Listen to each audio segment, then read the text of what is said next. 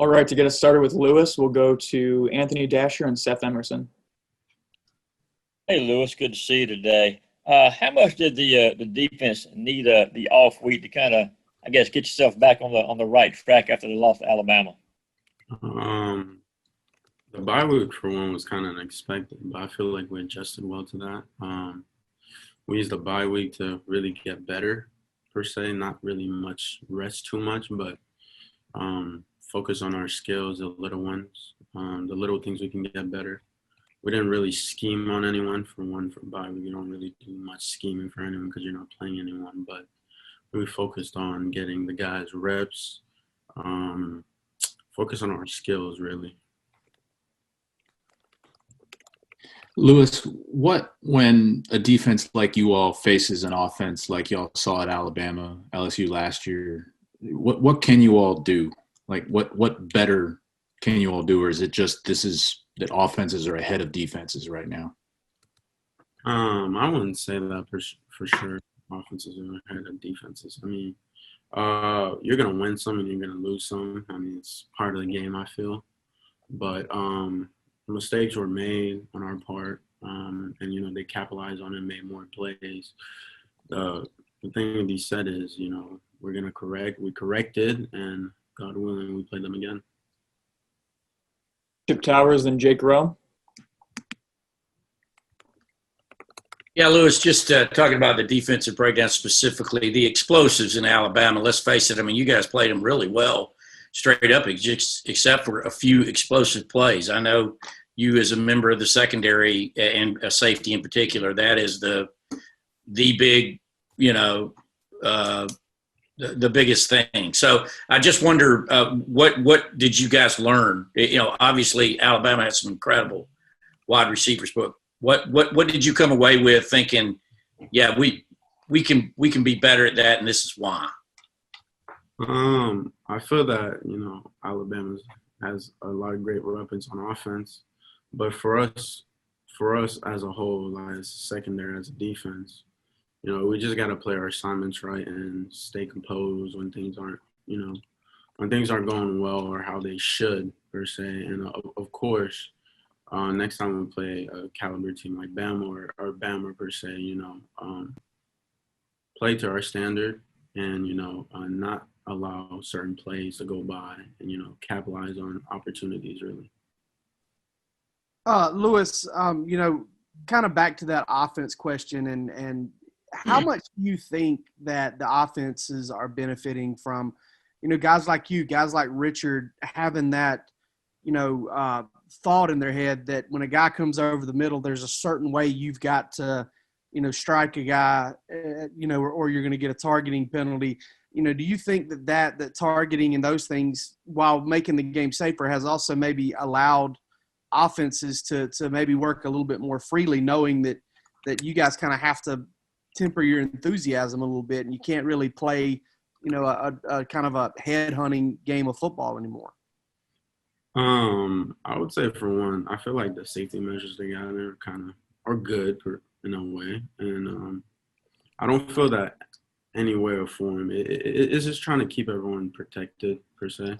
And I feel like if I was an offensive player, I wouldn't want anyone trying to whack me in my head or anything like that, because there's repercussions to that could hurt me, that could hurt them. But I feel like, for one, our coach's stress of playing clean. They coach playing clean, hitting the strike area, not hitting with the crown of our helmets. I feel like our coaches we work on that, we practice on that. So when it comes in games, we don't try to do the wrong things or tackle the wrong ways. Dean Legge, then Mark Weiser. Lewis, Kirby earlier today said something about out fundamentaling everybody else. That's my word, not his. How do you during practices, how do you manage to do that without kind of getting bored? I mean, you're talking about several practices a week, doing the same thing, repetition, et cetera. How do you make sure y'all are still interested by Thursday? I don't feel like you get bored with the fundamentals of football. The only reason I say that is because during the season, I feel like a lot of technique, a lot of fundamentals are kind of kicked out the curb, because then it's only scheming, and I feel like because we focused on our fundamentals this week, everyone got better, and is gonna be shown in upcoming games where it's those little things and those little skills or those little fundamentals that come up big for us. So you can never really get bored of that. Lewis, how would you describe kind of the mindset of the defense after the number of explosive plays you guys gave up in terms of, this week in practice or heading into Kentucky? Are you guys angry? Are you wanting to show that you guys are still, perhaps the best defense in the country? Like, what's the vibe? Angry? No. I would say, of course, we want to go out and week by week show out and make plays and show the world what we can offer and what we have as a team. We're not really per se angry or any way or form, but we're just getting ready, getting prepared the best way we can. Next, we'll go to Mike Griffith and Brandon Sedge. Lewis, I know that every football team has a next man up mentality, but how different was Jalen Waddle from other receivers you faced in the country? Come again? I said I know a lot of teams have a next man up mentality, but how different was Alabama's Jalen Waddle from other receivers you'd seen this season? Jalen Waddle is, of course, explosive, makes a lot of great plays, quick receiver, gets open. He's very talented for a player, say that for sure. And we're obviously going to meet different receivers out in the season from every school per se. So I got to say. Hey, Lewis. So in terms of Jake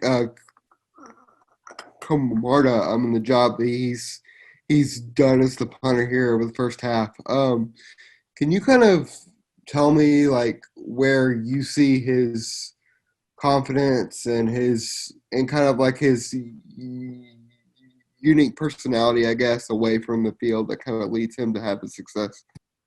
Oh yeah, Jake's full of confidence, full of juice. On the field, he shows that he's confident because of preparation and what he's doing in practices. I mean, what do you have to fear and what do you have to be afraid of when you kick and you do what he's doing every day in practice? So when games come, he's very relaxed, very calm. He just does it freely. So I'm happy and enjoy that he got that swag in the games.